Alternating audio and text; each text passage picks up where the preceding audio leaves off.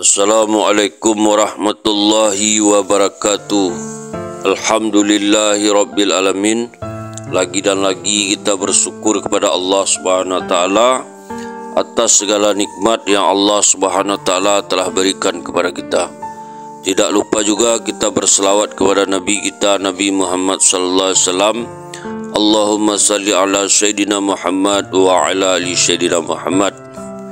Hari ini kita akan menceritakan kisah-kisah tentang Rasulullah sallallahu alaihi wasallam dan para sahabat-sahabatnya. Jadi untuk itu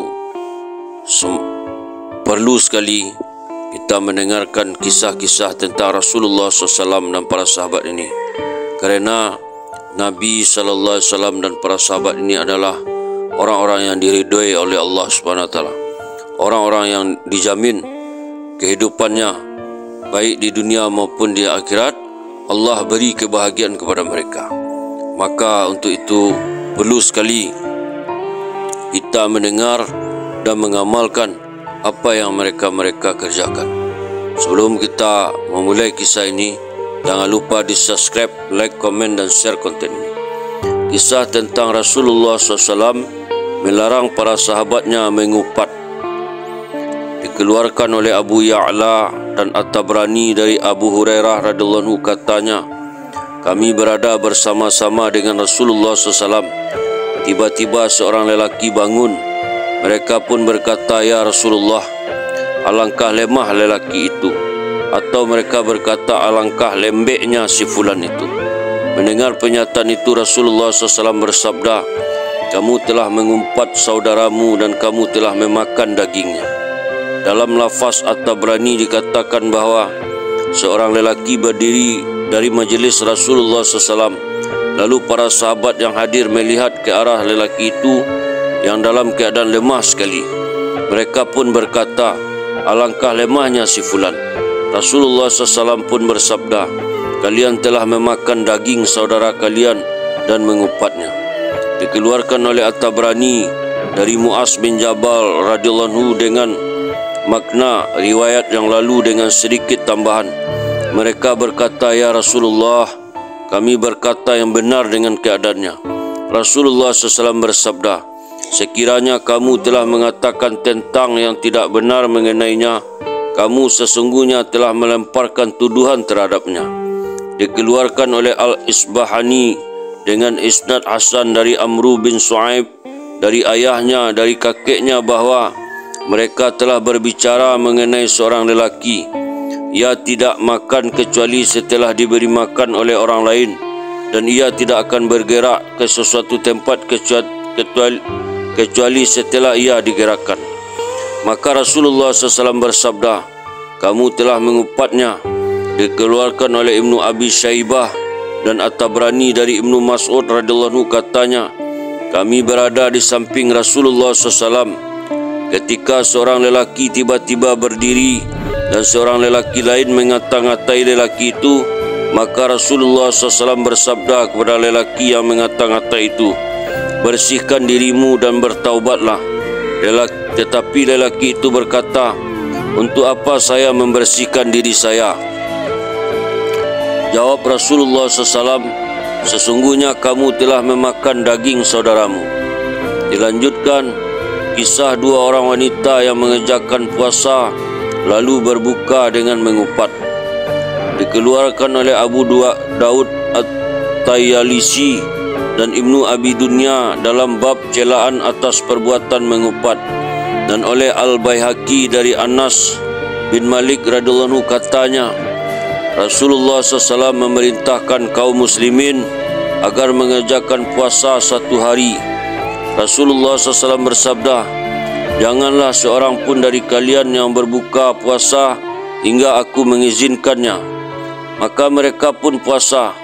Ketika menjelang petang, seorang lelaki datang menemui Rasulullah SAW dan berkata, ya Rasulullah, sesungguhnya aku terus-menerus mengerjakan puasa, maka izinkanlah aku untuk berbuka. Maka Rasulullah SAW pun mengizinkan lelaki itu berbuka puasa. Tidak lama kemudian, seorang lelaki lain datang dengan permintaan yang sama. Maka Rasulullah SAW pun mengizinkannya.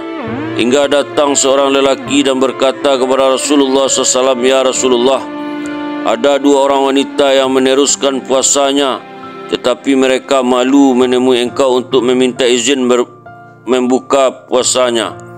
Namun Rasulullah SAW memalingkan muka dari lelaki itu. Kejadian ini berulang beberapa kali hingga akhirnya Rasulullah SAW bersabda, "Sesungguhnya mereka berdua tidak puasa hingga petang ini. Mereka memakan daging manusia." Kemudian Rasulullah SAW memerintahkan lelaki itu agar menemui kedua wanita itu dan menyuruh mereka memuntahkan isi perut mereka. Maka lelaki itu kembali kepada dua orang wanita itu dan meminta mereka supaya muntah. Kedua wanita itu muntah, maka keluarlah potongan darah beku dari mulut keduanya. Kemudian lelaki itu kembali menemui Rasulullah SAW dan melaporkan kejadiannya. Rasulullah SAW pun bersabda, "Demi Dia yang memegang nyawaku, jika kedua potongan darah beku itu masih berada di dalam perut mereka, maka api neraka akan memakan mereka berdua." Dikeluarkan oleh Ahmad dan Ibnu Abi Dunya dari Al-Baihaqi dan riwayat seseorang lelaki yang tidak diketahui namanya dari Abid, hamba milik Rasulullah SAW, serupa dengan hadis di atas, tetapi dengan perkataan, maka lelaki itu menyuruh salah seorang wanita itu supaya muntah. Lalu wanita itu memuntahkan apa yang ada dalam perutnya. Maka keluarlah darah dan potongan daging hingga memenuhi setengah gelas. Kemudian lelaki itu menyuruh wanita yang seorang lagi supaya muntah. Lalu keluarlah darah dan potongan daging hingga memenuhi gelas itu. Rasulullah SAW bersabda, "Mereka kedua telah menjalankan puasa dari yang dihalalkan oleh Allah bagi mereka untuk memakannya. Tetapi mereka berbuka puasa itu dengan yang diharamkan oleh Allah ke atas mereka. Keduanya duduk-duduk dan mulai memakan daging manusia atau dengan mengupat." Dilanjutkan kisah Abu Bakar dan Umar dengan seorang lelaki yang berkhidmat kepada mereka. Dikeluarkan oleh Al-Hafiz Ad-Diya Al-Muqaddasi dalam kitab Al-Muqtar dari Anas bin Malik radhiyallahu katanya, orang-orang Arab Badui mempunyai tabiat suka berkhidmat satu sama lain ketika di dalam perjalanan. Suatu ketika, seorang lelaki Arab Badui berkhidmat kepada Abu Bakar dan Umar radhiyallahu anhu. Dalam satu perjalanan, Abu Bakar dan Umar tertidur dan setelah terjaga dari tidurnya, mereka tidak melihat makanan yang disediakan oleh lelaki itu. Keduanya berkata, "Sesungguhnya lelaki itu ketiduran terlalu lama." Kemudian mereka membangunkannya dan berkata kepada lelaki itu, "Pergilah menemui Rasulullah SAW dan katakan kepadanya bahwa Abu Bakar dan Umar menyampaikan salam kepadanya dan meminta kuah darinya." Tetapi Rasulullah SAW bersabda, "Sesungguhnya mereka berdua telah mempunyai kuah." Kemudian Abu Bakar dan Umar pun menemui Rasulullah SAW dan berkata, "Ya Rasulullah, kuah apakah yang telah kami sediakan?" Rasulullah SAW bersabda, "Dengan daging saudaramu, demi Dia yang memegang nyawaku dalam tangannya, sesungguhnya aku melihat daging di sela-sela gigimu." Maka keduanya pun meminta Rasulullah SAW agar memohonkan ampunan untuk mereka. Tetapi Rasulullah SAW memerintahkan agar mereka memohon kepada lelaki itu supaya memintakan ampunan untuk mereka dari Allah SWT, sebagaimana dalam tafsir Ibnu Katsir. Dilanjutkan, Umar berpaling dari orang yang meminum arak. Dikeluarkan oleh Abdul Razak, Abdul bin Hamid dan Al-Qurati dari Mansur bin Makramah dari Abdurrahman bin Auf bahwa pada suatu malam mereka bersedia untuk berjaga malam bersama Umar bin Al-Khattab radhiyallahu anhu di Madinah. Mereka sedang meronda ketika cahaya lampu menerpa wajah mereka. Lalu mereka menuju ke arah rumah di mana cahaya lampu itu keluar.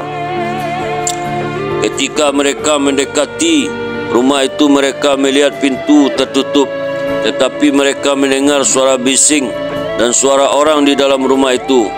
Umar radhiyallahu anhu memegang tangan Abdurrahman bin Auf radhiyallahu anhu dan bertanya kepadanya, "Apakah engkau mengetahui rumah siapakah ini?" Umar berkata, ini adalah rumah Rabi'ah bin Umayyah bin Kalaf. Mereka sedang minum khamar. Bagaimana pendapatmu? Abdurrahman berkata, sesungguhnya kita telah melakukan larangan Allah SWT. Wala tajassasu, dan janganlah kamu mencari-cari kesalahan orang lain. Quran Surat Al-Hujurat ayat 12. Sesungguhnya kita telah mencari-cari kesalahan orang lain, kemudian Umar meninggalkan mereka. Alhamdulillah, itulah kisah tentang Rasulullah SAW dan para sahabat. Semoga menjadi pelajaran bagi kita.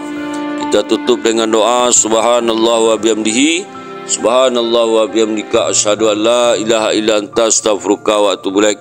Assalamualaikum warahmatullahi wabarakatuh.